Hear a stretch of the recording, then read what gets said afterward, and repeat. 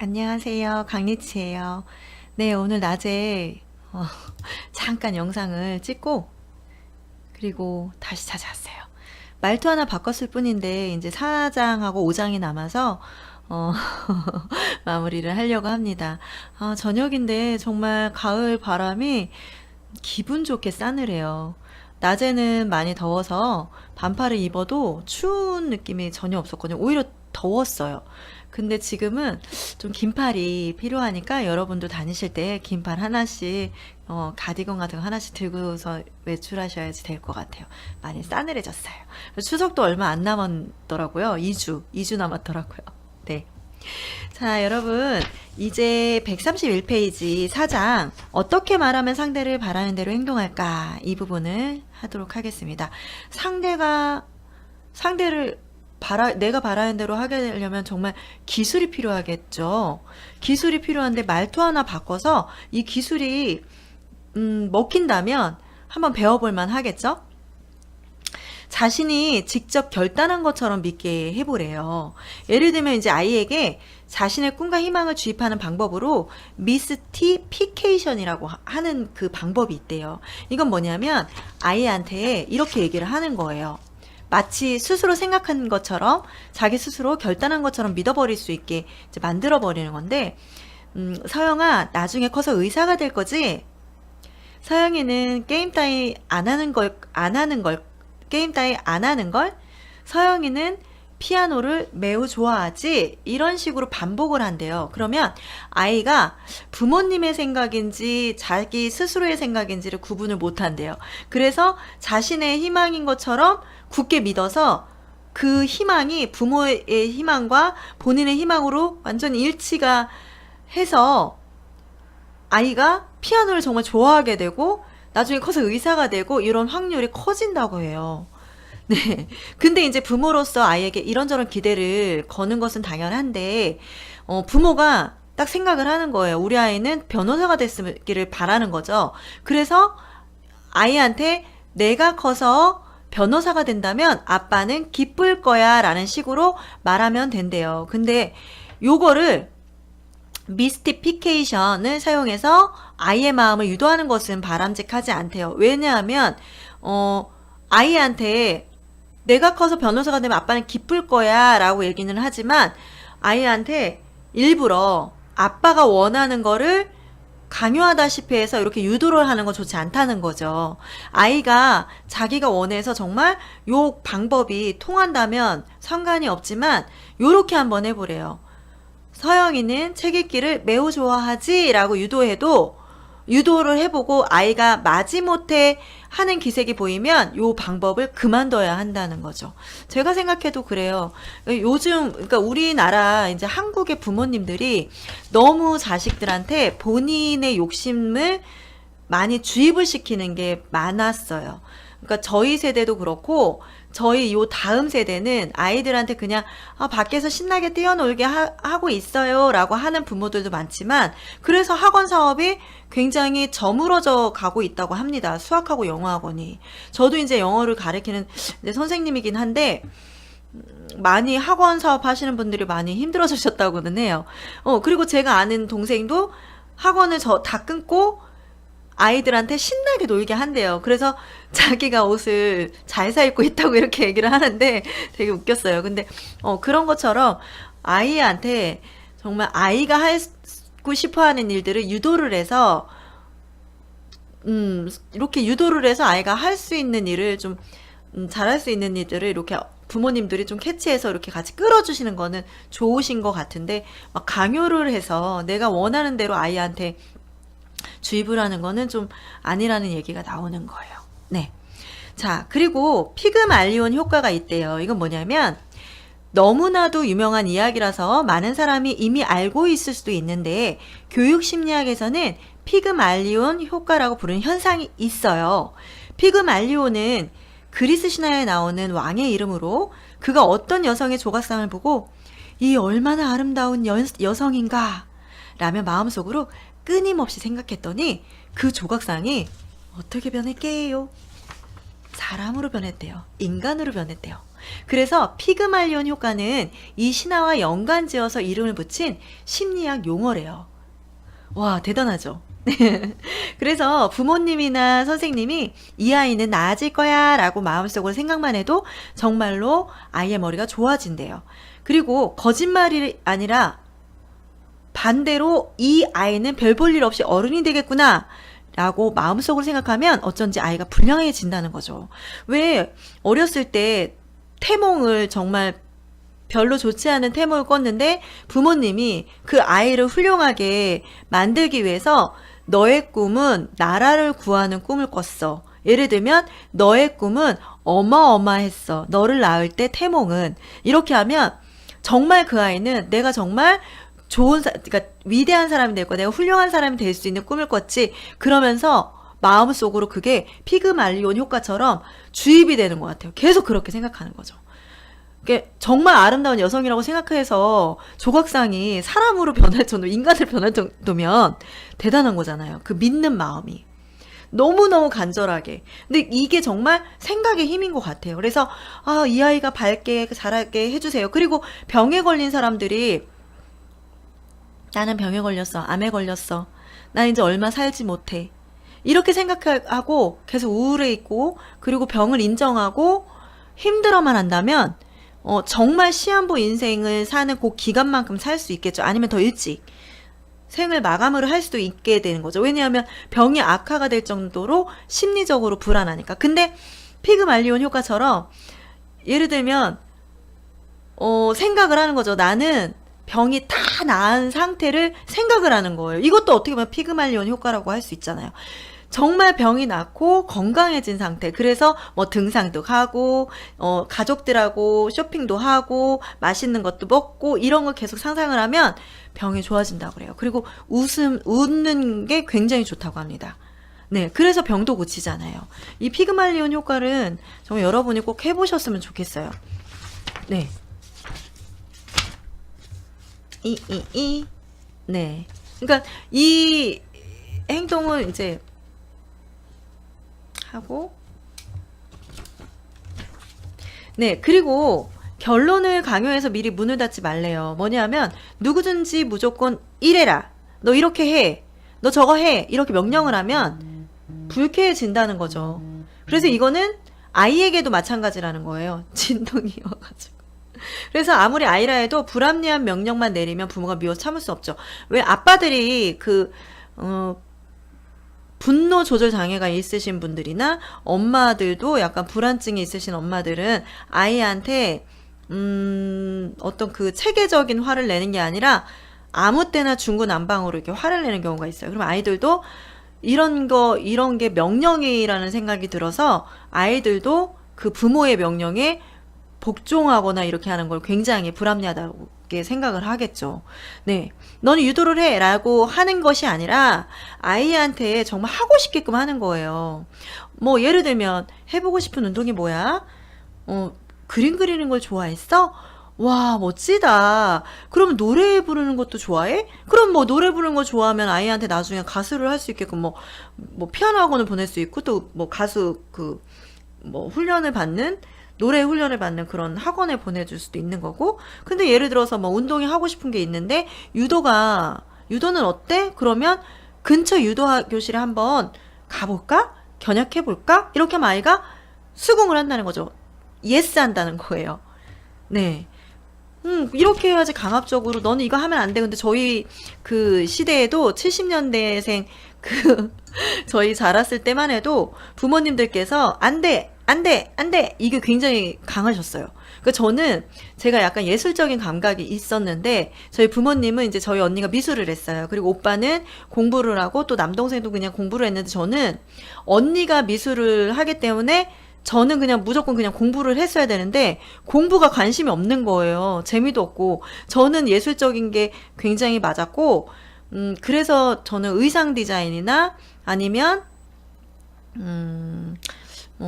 좀 연예인 이런 쪽으로 가는 거 이렇게 좀 해주셨으면 좀 좋았을 것 같은데 제가 무조건 안 된다 이런 거를 강요받다시피 했기 때문에 예전에 어렸을 때 고3이 되기 전에 서울에 있는 MTM이라는데 그 연예기획사, 굉장히 큰 기획사에 제가 시험을 보러 갔었어요. 친구하고. 무용하는 친구하고. 그랬는데 그 무용하는 친구도, 아, 나도 볼 걸 그랬다. 이렇게 아쉬움도 얘기를 했었는데, 그랬는데 뽑혔어요. 뽑히고 테스트도 보고 했는데, 그냥 그걸로 끝이 나더라고요. 그냥 부모님은 그냥 그걸로 끝. 예. 저는 몰래 갔으니까. 그거 안 혼내킨 것만으로도 다행이다 이렇게 생각하고 그냥 고3을 이렇게 올라갔는데, 저희 때만 해도 이렇게 강요했던 게 저는 좀 불합리하다고 생각하는 게 굉장히 많았어요. 그래서 요즘은 아이들한테 이야기를 할 때도 요즘 아이들이 예전에 저희들하고는 굉장히 달라요. 그래서 우리가 큰 대로 그렇게 부모님한테 받은 대로만 한다면 아이들은 거부 반응이 많이 일어날 거예요. 그러니까 이렇게 하는 거는 어때? 뭐 너는 사립고등학교에 진학해 라고 결론을 강요하면서 아이한테 얘기하면 반발을 하니까, 대학 진학까지 고려하면 어느 고등학교가 좋을까? 너의 생각은 어떠니? 이렇게 하면서 아이한테 권유를 하는 거죠. 네. 그리고 하나의 부탁을 2단계로 나눠서 부탁을 하래요. 요거는 파고들기법이래요. 뭐냐면 아이에게 뭔가 시킬 때 최대한 작은 일부터 시키래요. 자기 신발은 가지런히 놓도록 해. 한 거예요. 그러니까 알았어요. 네. 이렇게 한 거예요. 그랬더니 정리하는 김에 다른 가족의 신발도 정리해주면 좋겠구나 라고 하면, 요게 이제 작은 부탁부터 일단 한 발을 딱 들여 놓도록 하면 그 후에 설득은 성공할 가능성이 굉장히 커진다는 거예요. 저는 하기 싫을 것 같은데. 근데 왜 누가 뭐를 부탁해도 요거 잠깐 도와줄 수 있어? 이렇게 하는 거랑 이거 한 2시간 넘게 도와줄 수 있어? 이렇게 하면 되게 부담스럽잖아요. 그런 것처럼 이거 잠깐만 도와줄 수 있어? 하는데 일이 어떻게 보면 그 사람이 또 재밌게 느낄 수도 있고 또 가볍게 느낄 수도 있게 딱 참여를 했는데 조금 더 도와줄 수도 있지 하면서 또 좀 더 부탁을 들어줄 수 있는 가능성이 커진다는 거죠.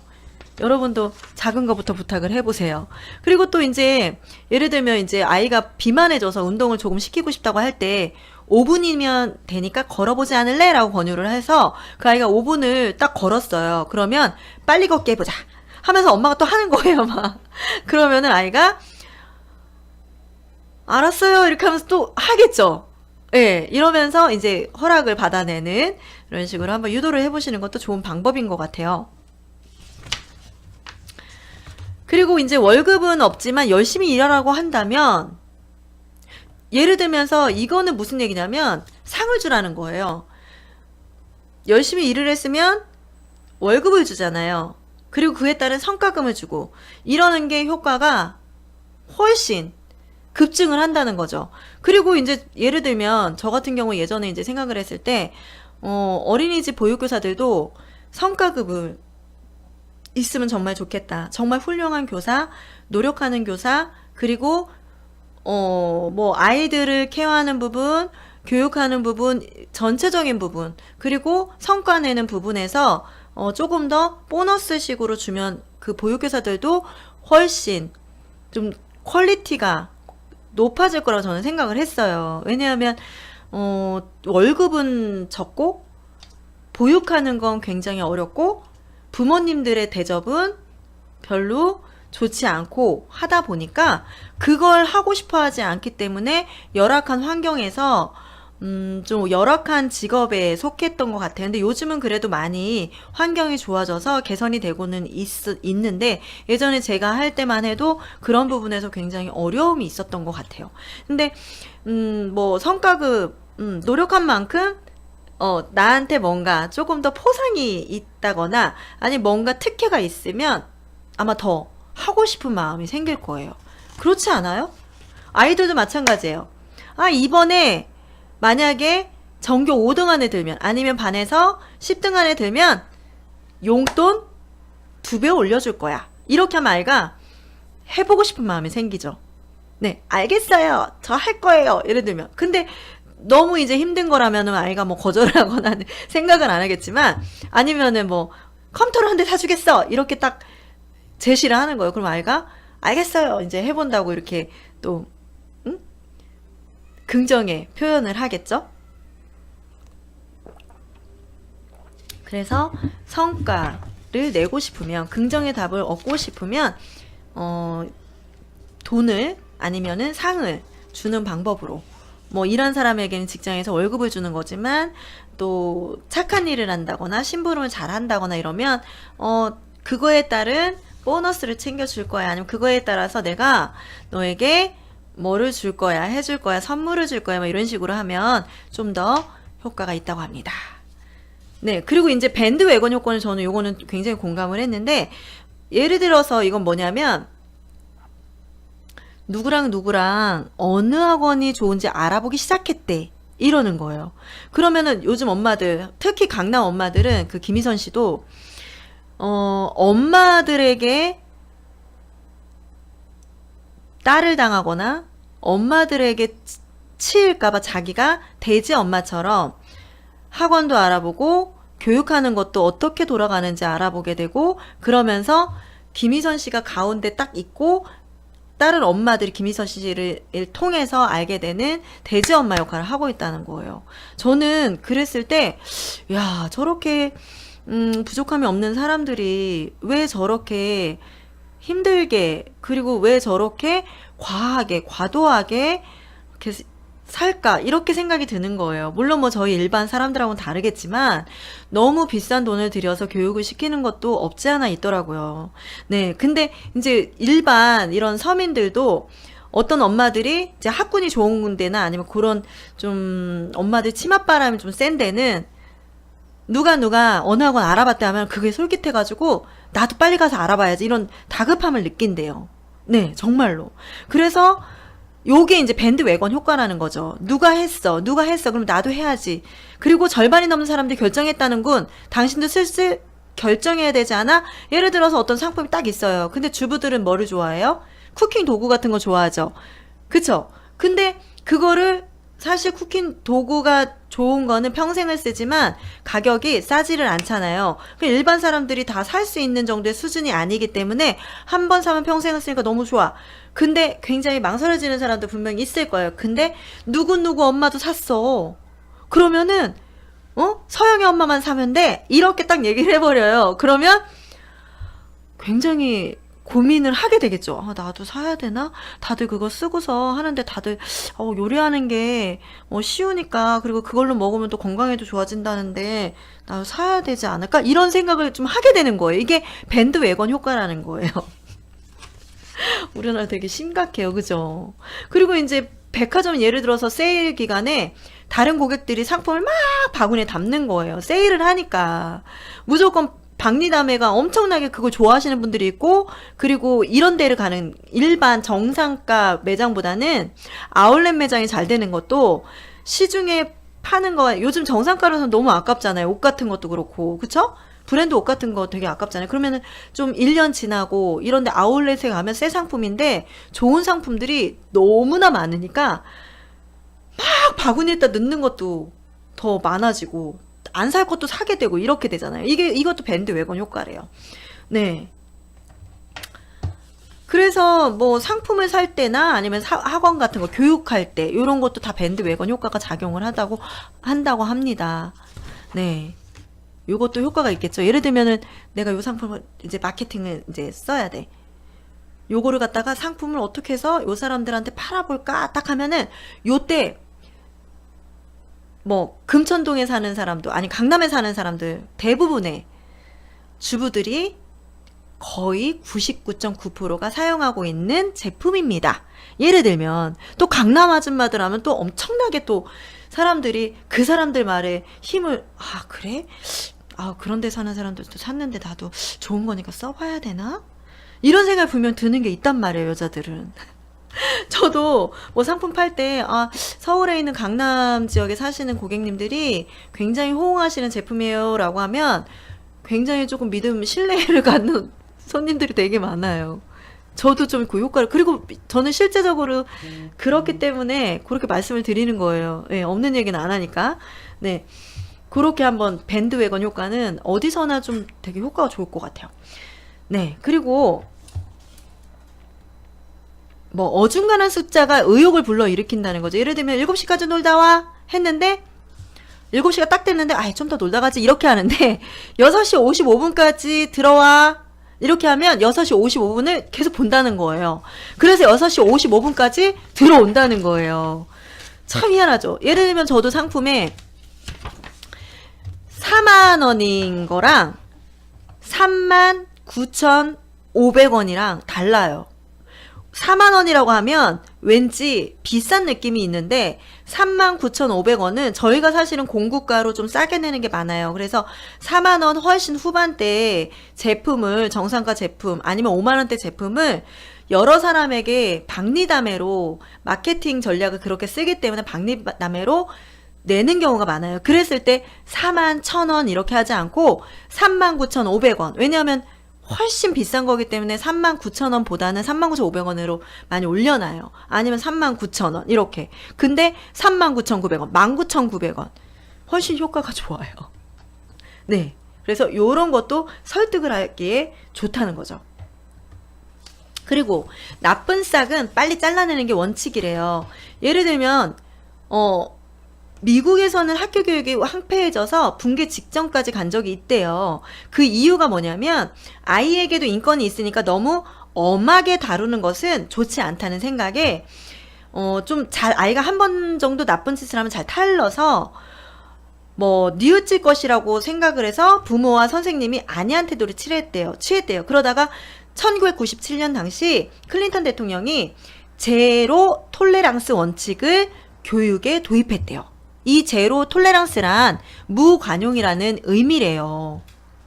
즉 규칙을 위반한 학생에게는 설령 처음이라 해도 인정사정 없이 엄격한 벌칙을 부과한다고 했대요. 이거 저희 나라 어린아이들 성범죄 여기에다가 정말 썼으면 좋겠어요. 그리고 나쁜 짓 하는 사람들 무조건 처음 이렇게 하더라도 처벌할 수 있게 너무너무 살벌하고 너무너무 무서운 일들이 많아요. 그리고 거기다가 저는 조두순 씨인가 뭔가 이름 올리기도 저는 무섭긴 한데 정말 나영이 사건 그거는 정말 참을 수가 없어요. 제가 그 부모라면 저 같으면은 여기가 좀 방송이라도 찢어 죽이고 싶었을 거예요. 근데 그 사람 나온다면 얼마나 공포스러울까요? 그런 거에서 저희 나라가 법이 바뀌었으면 좋겠어요. 그냥 무조건 사형 아니면 무기징역 나오는 거 없이 뭐 대통령 사면 이런 거 없이. 너무 무서울 것 같아요. 아이들한테 그렇게 하는 건 더더욱이나. 그래서 이제 이런 제로 톨레랑스 이런 교육을 그러니까 이 원칙을 우리나라에서도 법에 심판을 이렇게 받게 했으면 좋겠어요. 그래서 여기는 학교에 총을 가지고 오면 무조건 퇴학. 범죄를 저지르면 초범이라도 역시 퇴학. 이렇게 해서 제로 톨레랑스로 대응했더니 어떻게 되었냐면 황폐해진 학교도 잠시 지나서 재건되었대요. 훨씬 효과가 좋은 거죠. 그러니까 아이들이 영리해서 한번 어차피 나쁜 짓을 해도 용서받을 텐데 뭐 이렇게 해서 또 나쁜 짓을 한다는 거예요. 근데 자신이 혼나지 않는다는 것을 이제 알고 뭐 범죄는 미성년자일 때 저지르는 것이 좋다. 그래야 너그러이 봐준다. 이렇게 생각을 한대요. 그럴 수 있잖아요. 우리 미성년자들 너무너무나 참혹하게 자기의 그 친구들을 죽이고 자기 친구들을 성폭행하고 그리고 죽이고 정말 왕따시키고 자살시키고 막 이런 거 있잖아요. 막 폭행을 너무 심하게 하고 이런 것들이 우리나라에서도 미성년자들이 더 무섭잖아요. 그래서 미성년자들은 건드리지도 못하잖아요. 그냥 멀리 돌아서 가야 되잖아요. 그런 것처럼 이렇게 생각하는 아이들이 많기 때문에 미성년자에 대한 법률이 엄격해지고 있대요. 우리나라에도 그래야 되지 않을까요? 좀 심각한 것 같아요. 네. 그래서 이제 가정에서도 아이들이 정말 해서는 안 될 잘못을 예를 해요. 그러니까 예를 들면 뭐 너무 땡깡을 부리는데 그걸 너무 받아주시면 아이가 장난감을 원할 때 땡깡을 부렸어. 엄마 아빠가 사줬어. 근데 그런 것들이 허용이 계속되면 나는 땡깡 부리면 나는 이 장난감을 얻을 수 있어라고 아이는 생각해서 더 심하게 한다는 거예요. 네. 그래서 아이가 땡깡을 부렸을 때는 나는 너 소리가 들리지 않아. 울지 않고 너가 원하는 걸 이야기해봐. 그리고 아이가 울었을 때 들어주지 않는 거예요. 그러면 아이가 이렇게 아무리 해도 들어주지 않는다를 인식을 했을 때 그제서야 너가 원하는 너가 하고 싶은 말을 울지 말고 이야기해봐. 그러면은 알겠어요 하면서 저는 저 장난감이 갖고 싶어요. 로봇 태권보이가 갖고 싶어요. 지금 로봇 태권보이가 저희 때는 그게 최고였거든요. 뭐 없는지 모르겠지만 갖고 싶어요. 이렇게 하면 그랬구나. 너가 그래서 그랬구나 하면서 하지만 지난주에도 장난감을 샀잖아. 이번 주에 다시 사는 건 엄마도 그렇고 너도 그렇고 너무 자주 사는 것 같으니까 엄마가 다음에 또다시 사줄 수 있는 기회가 되면 사줄게. 이렇게 분명하게 얘기를 해주는 거죠. 무조건 안 돼! 안 돼! 이거보다는 이렇게 설명을 해주고 아이가 땡깡을 부리면 외면을 하는 방법도 좋은 것 같아요. 네. 그냥 무조건 우리 애기 왜 그래 울지 마 하고 창피하니까 막 이렇게 하는데 정말 그거는 안 되는 것 같아요. 그래야지 조금 아이가 안 되는 것도 알게 되고 그래야지 그 아이가 성장해서 사회생활을 할 때 안 될 때는 고집을 피우지 않고 포기를 하는 거 그런 것도 배워야 한다고 생각을 합니다. 그런 것들을 배울 수 있을 거예요. 제가 어린이집 교사였을 때도 막무가내 아이들이 굉장히 많았어요. 요즘 부모님들이 무조건적으로 그냥 오냐 오냐 이런 것들이 너무 많기 때문에 엄마들이 정말 아이들한테 그러니까 그러니까 아이들한테 훈육을 할 때 그냥 쉬운 방법들을 그냥 택하시는 거예요. 네. 그래서 저도 애기 나서 잘해야 되는데 이런 거 보고 연습해도 정말 이론과 실제는 다르다고 하는데 저도 많이 연습을 해야 될 것 같습니다. 네. 근데 이 방법 정말 좋은 것 같아요. 딱 잘라서 아무리 사정해도 안 된다라는 거 그런 것들을 알게 해줘야지 된다고 합니다. 네. 그리고 이제 4장은 다 마무리했고요. 5장. 어떻게 하면 하는 일이 술술 잘 풀릴까? 어떻게 하면 술술 잘 풀릴까요, 여러분? 하는 일이 술술 잘 풀리면 술도 술술 넘어가는 것처럼 술술 잘 풀리면 얼마나 행복할까요? 편안하고. 하지만 이것도 연습이 필요하다고 합니다. 말투 한번 바꿔보시면 그게 그 술술 잘 풀리는 일이 좀 더 다가온다고 하니까 한번 우리 들어가서 알아보도록 합시다. 네. 뭐 말투의 법칙을 한번 이야기해 볼게요. 예를 들면 직장에서 상사가 부하 직원한테 부하 직원이란 이유만으로도 이봐!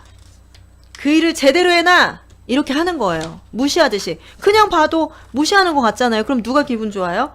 그리고 이봐! 빨리 뛰어가서 재고 있나 확인해! 이렇게 하면서 막 다그치듯이 얘기하는 거예요. 반말 찍찍하면서. 아우, 기분 나쁘겠죠?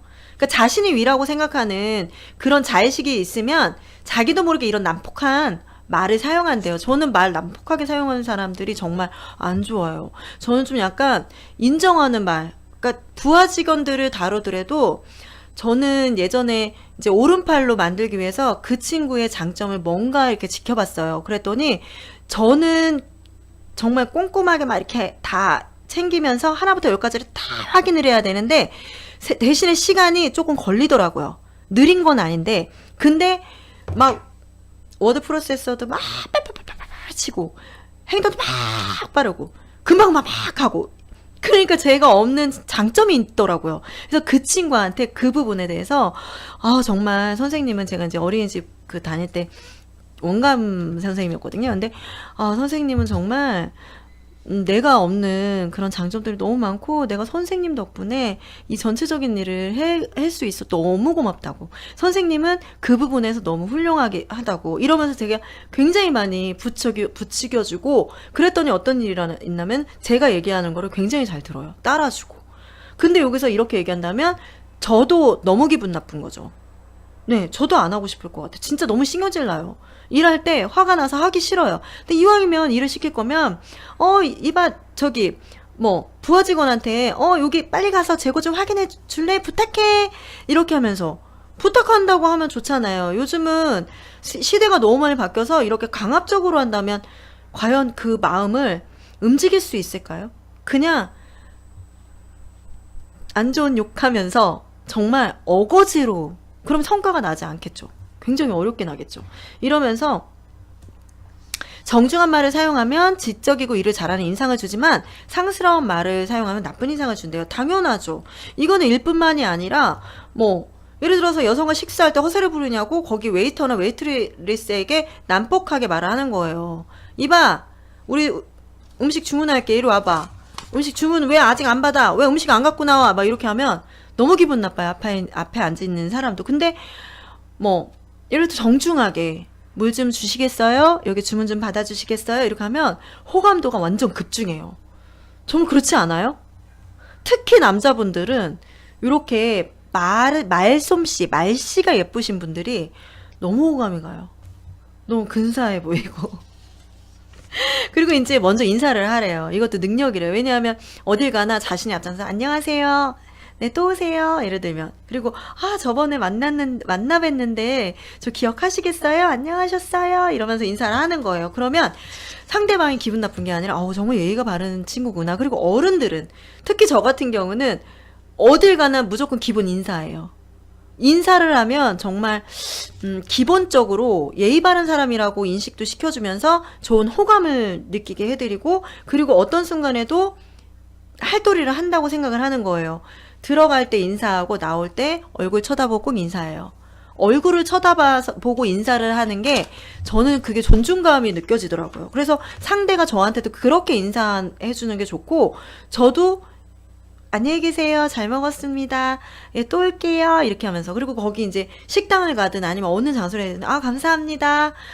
그래요. 이렇게 되는 거예요. 이렇게 하면서 저 같은 경우는 좀 그런 거를 좀 잘 하는 것 같아요. 진짜 그거는 저희 그 기본인 것 같아요. 네.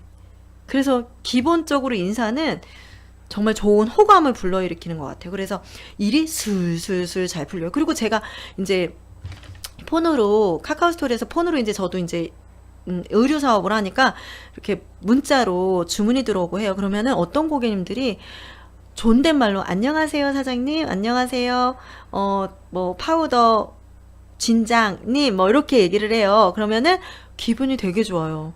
먼저 인사를 해주시니까. 근데 그냥 뭐 저 물건 어떤 거 주문하고 싶어 이렇게 하시는 분들도 있고 하는데 좋은 아침이에요. 아니면은 뭐 오늘 하루 좋으셨어요? 즐거우셨어요? 하면서 저 이거 어떻게 됐는지, 아니면은 택배 운송장 번호 좀 알려주세요. 제가 이제 운송장 번호를 써드리고 쇼핑몰에도 남겨드리는데 못 보시면 저한테 이렇게 톡을 보내세요. 그러면 부탁을 하시는 거예요. 저한테 당연하신 건데 부탁을 하세요. 정중히. 그러면 정말 그런 분들에게는 더 예의 바르게 깍듯하게 그리고 기분 좋게 답변을 드리는 게 되더라고요. 네. 그래서 한번 또 웃는 얼굴 이렇게 해드리면 요 인사하는 거와 웃는 얼굴은 진짜 누구든지 뭐 침을 뱉을 정도로 기분 나빠하지 않고 오히려 호감도가 엄청 높아져서 정말 하는 일도 술술술술 잘 풀릴 수는 있다는 게 저도 증명이 되는 것 같아요.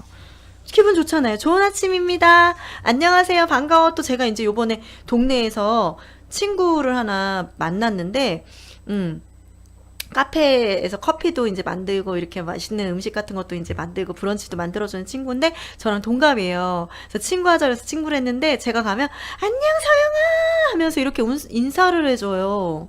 그러면 저를 반겨주는 것도 너무 기분이 좋은데 먼저 손을 들고 인사를 해주니까 너무 좋더라고요.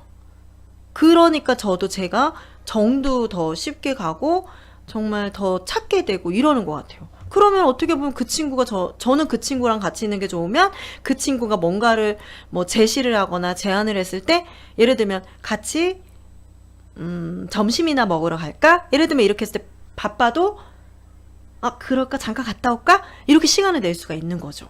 호감도가 높아지니까. 여러분도 이렇게 한번 해보셨으면 좋겠어요. 그리고 상한선을 슬쩍 알려주면 상대방의 마음이 들썩인대요. 예를 들면 어떤 상품이 있는데 이 상품이 최고급 다음으로 취급이 되어 있는 거죠. 근데 이 가격이 품질을 월등히 높아요. 최고 수준에 가깝지만 금액은 적당한 거예요. 그래서 구입을 하시면 이득이 된다고 얘기를 하면 상대의 마음이 이렇게 좋은 제품인데 가격이 그거야? 그럼 나도 한번 사볼까? 이런 생각이 든다는 거예요. 그러니까 저도 옷을 판매를 할 때 이거 좋고 저거 좋고 다 얘기를 해요. 근데 금액이 이거밖에 안 된다. 그러면 가성비가 최고다. 이렇게 얘기를 해요. 금액 대비 너무 월등히 품질이 좋기 때문에 그런 부분에서 정말 가성비를 들먹이면서 이야기하기가 너무 쉬운 거죠. 네. 좋은 제품인데 비싸. 그러면은 가성비가 좋다고 얘기는 못 하는데 좋은 제품인데 가격까지 저렴해. 그러면 가성비가 최고라고 얘기를 하잖아요. 저도 요거는 와 그러면은 생각보다 싸네? 금액이 있는데도 생각보다 싸네? 이렇게 생각해요. 제가 써먹는 방법 중에 하나가 남들이 조금 월등히 비싸게 파는 제품을 박리담의 개념으로 제가 물건을 많이 주문을 해서 예를 들면 원가가 똑같은데 저는 이거를 10개를 파는 게 오히려 1개를 파는 것보다 10개를 파는 게 조금 더 이윤이 남죠. 왜? 수량이 많으니까. 뭐 한두 개 더 파는 거는 1개 파는 거 못지만 못하는데 예를 들어서 10개 이상, 20개 이렇게 팔면 뭐 50개 이렇게 팔면 박리담의 개념으로 이득이 훨씬 좋아요. 그러면 저는 많이 팔아서 좋고 고객님들은 싸게 사서 좋고 이게 가성비가 좋다라고 얘기를 하는 거죠. 그래서 와 싸다 하면서 주문이 막 들어오는 현상이 생기는 거예요. 이렇게 했을 때도 일이 술술 풀린다고 합니다. 네. 그리고 이제 자기 스스로 이제 구입하게끔 상대방에게 선택할 수 있는 권한을 주래요.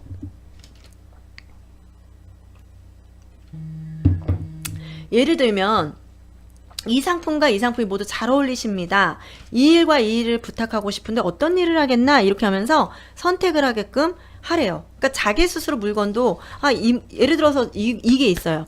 제가 물건을 이렇게 판매를 할 때 뭐 고객님들이 옷을 하나 골라놓고 요 컬러와 요 컬러 중에서 어떤 게 더 잘 나가요? 라고 얘기를 해요. 물어보세요. 근데 저는 뭐라고 말씀드리냐면 나중에 후회하실 수도 있잖아요. 제가 선택을 해드리면. 그래서 요즘은 개인 취향이시라 다들 본인에 맞는 컬러, 본인한테 잘 어울리는 컬러를 구입을 하신다. 그래서 제가 고객님의 얼굴을 정확하게 뵙지를 못해서 어떤 컬러가 괜찮다고 말씀드리기가 조금 곤란하다고 이렇게 선택권을 넘겨드려요. 그러면 고객님들이 생각을 하다가 물어보세요. 그러면 어떤 게 제일 많이 나가요? 그럼 그때는 대답을 해요. 요 컬러가 제일 잘 나가긴 한데 개인의 취향이 있으니까 그걸 고려하셔서 선택을 하시면 된다고. 그러면 고객님들이 선택하게 해요. 저는 사이즈도 마찬가지고. 네, 그래서 요렇게 했을 때 조금 더 일이 술술 풀린다는 거죠. 네. 그래서 자기가 선택한 거는 후회를 못해요. 왜? 남들한테 원망을 하기 위해서 남들한테 선택을 딱 주어지는 거거든요. 그거를 본인 스스로 하게 하는 게 방법인 거죠. 네.